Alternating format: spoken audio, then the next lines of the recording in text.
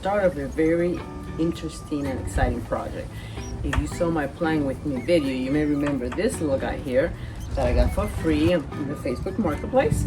So I'm about to start that project now that I'm done with my tea party and my Tony party, and that's kind of done for now. It's time to get back to the cabinet thought. So here I am in my backyard, in my own little secret garden, ready to get started. The first thing I'm going to do is I'm going to take the knobs off. That's an easy one. And then I'm going to sand everything. I think I'm going to use like a 150 grit because what the intent here is to do a gel stain. Let me show you kind of the colors that I'm thinking of. Okay, if you remember my Playing With Me video, I do want to do it in 2 tones. This is the wood that I bought for the doors that I'm going to make. And the doors are going to go top to bottom, so in front of what the drawer is now. That's the next thing. I also have to do a notch, remember, on the drawers. So I'm thinking the body of the thing would be probably the coffee kind of gel stain shade, and then the doors themselves will be walnut, which is a little bit lighter. So those are kind of the 2 tones. They're kind of, you know, subtle, but that's kind of what I wanted. And then, because, you know, this is plywood and you will see the edge, I did go ahead and get some veneer edging, which is great for kind of covering those edges so everything looks more polished. And also it takes the stain very evenly. So that is the next step. Start with the sanding and then cutting with, well, you know, first, you know, putting all my extra support that I'm going to have to put, which I think I'm going to cut them out of this as well because I have a little extra. Okay, here we go.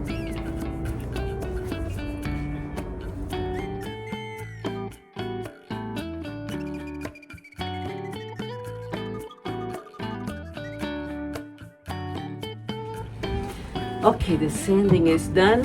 Now, let's see if I can turn it upside down so I can cut the legs and then give that a sanding, and then I'll be able to clean off the sand.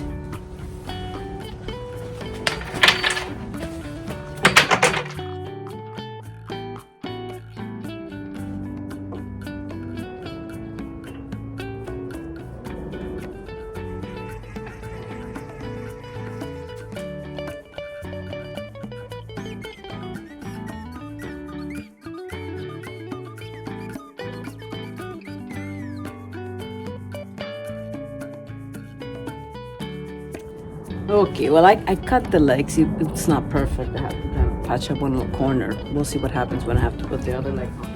Okay, so now I got it cut 1.5 inch strips.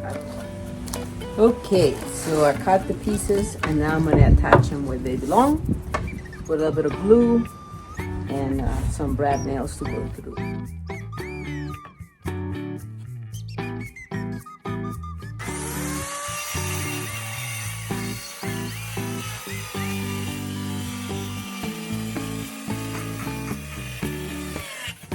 Okay, I just figured I was doing it wrong. I was trying to get it to fit between each of the spines, but that's not the look. The look is that really you see each door, and you don't really see it spine in between doors or at the beginning. So I cut it kind of early, but hopefully, and I've only cut one panel.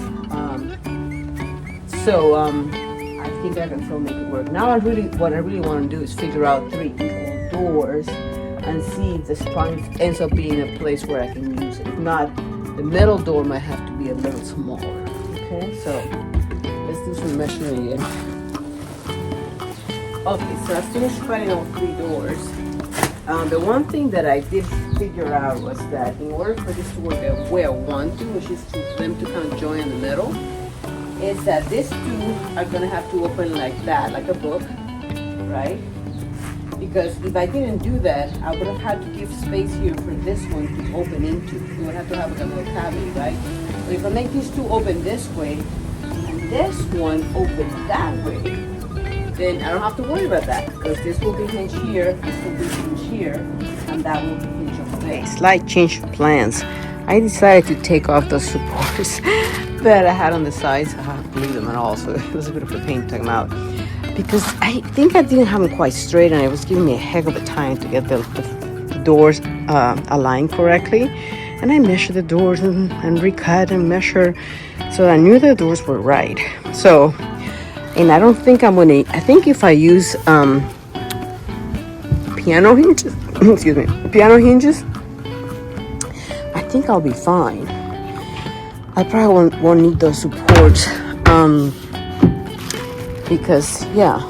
But anyway, so tomorrow I'm gonna need to go get some hinges, and now I don't have to worry about this part, because this part was gonna be kind of, I would have needed to add the trim to beef it up or something, because it was really way above. So, and so this, I guess that'll go like this. So I have to test that out. It might need a little room to play before the other door, but it has place to.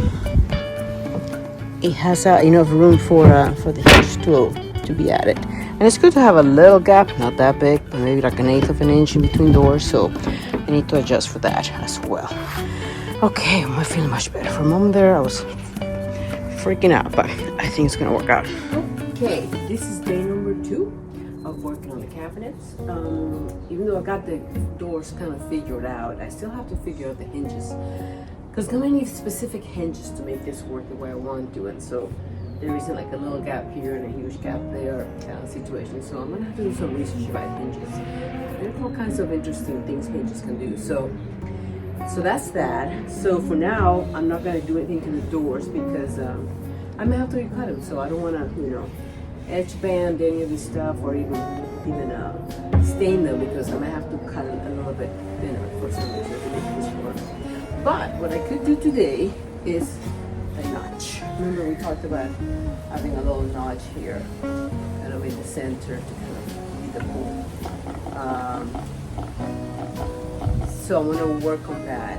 Or, I'm even thinking, I wonder if my other pools will work as well. Save we're having to cut these. Let me please look back at those. These are the finger pulls I'm gonna use for the doors in the front. I was hoping maybe I could also use them for the drawers, but as you can see, they stick out quite a bit. So they're not gonna work. So I think I'm gonna have to work on my 8 again. Okay, first I'm gonna make a template of that little, area. And then I'm probably gonna use the jigsaw probably for that one. And then I'll cut it out. See how that goes.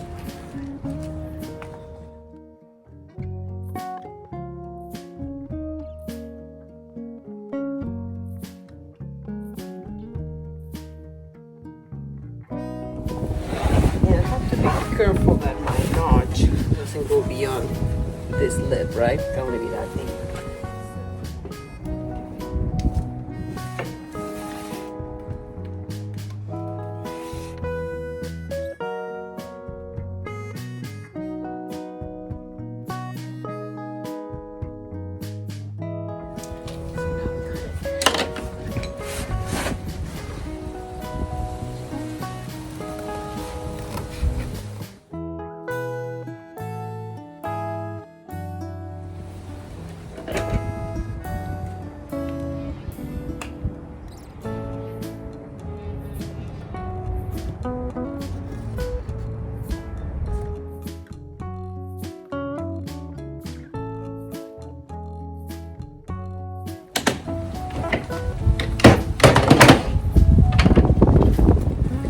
Bad.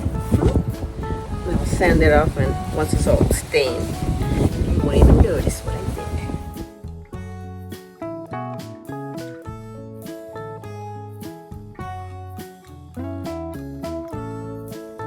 did. Okay, well, now that my notches are all cut and sanded, all I'm left to do is to fill in the holes for the old handles, because I don't need those. And wherever I might have missed a little bit, I might put a teeny bit of wood filler just to make it look nice.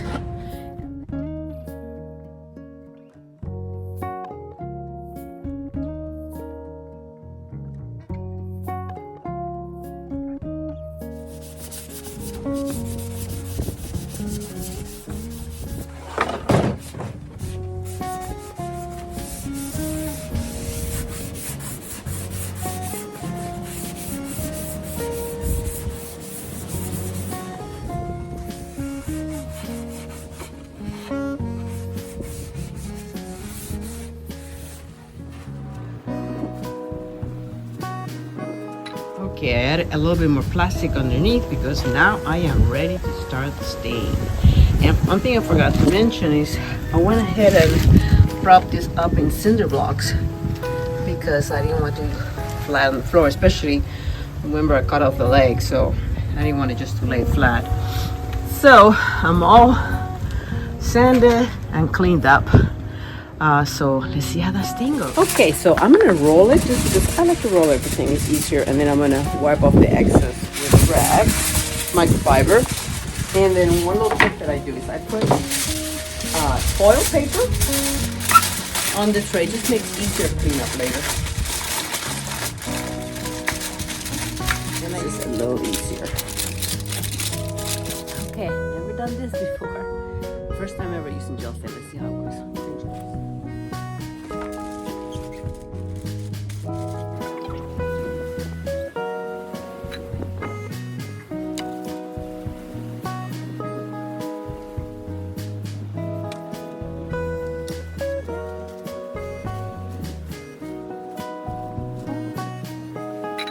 Okay, well, I'm all done with the coffee stain. Again, this is the first time using gel stain.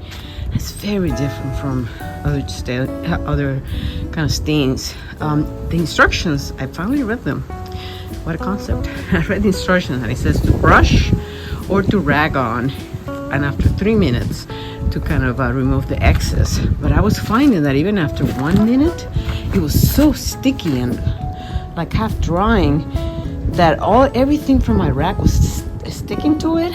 So after a while, I just stopped trying to rag it off. I just basically kept rolling it because I think at least it looked better. But also I'm outside, and of course every little particle that floats around is coming. We'll see how it turns out tomorrow. Like over here, all kinds of like stuff from the rag. I even changed rags to see if it was just my rag, but anyway, we'll see.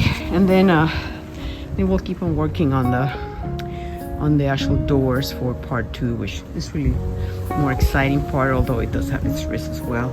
Here's all the drawers as well. Just went ahead and roll those, and the color is not that different from the original.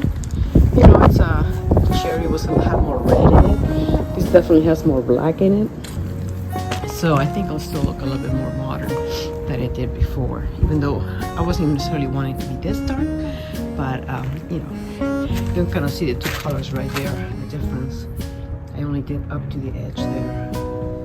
Okay, well, that's all I got for now.